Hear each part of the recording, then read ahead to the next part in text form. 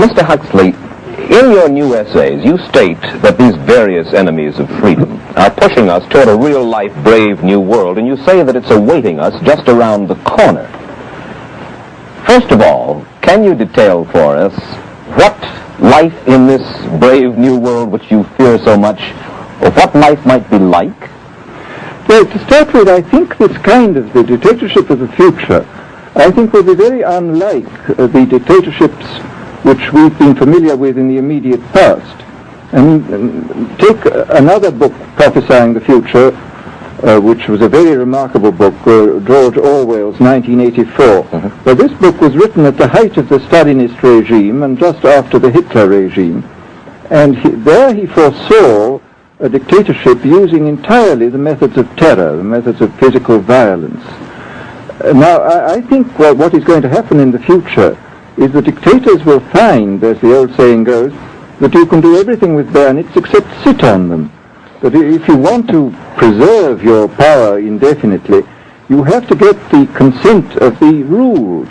And this they will do partly by drugs, as I foresaw in Brave New World, partly by these new techniques of propaganda.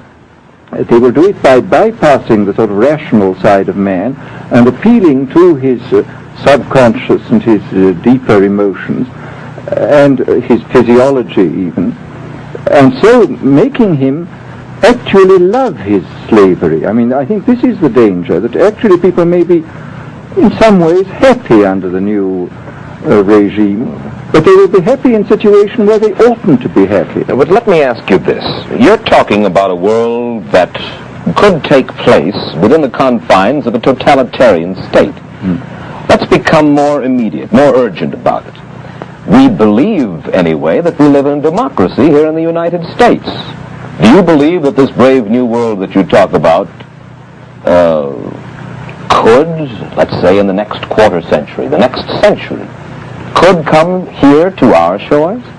I think it could. I mean, that's why I feel it's so extremely important here and now to start thinking about these problems, not to let ourselves be taken by surprise by the new advances in technology. I mean, for example, in regard to the use of the drugs, we know there's enough evidence now for us to be able, on the basis of this evidence and using a certain amount of creative imagination, to foresee the kind of uses which could be made in a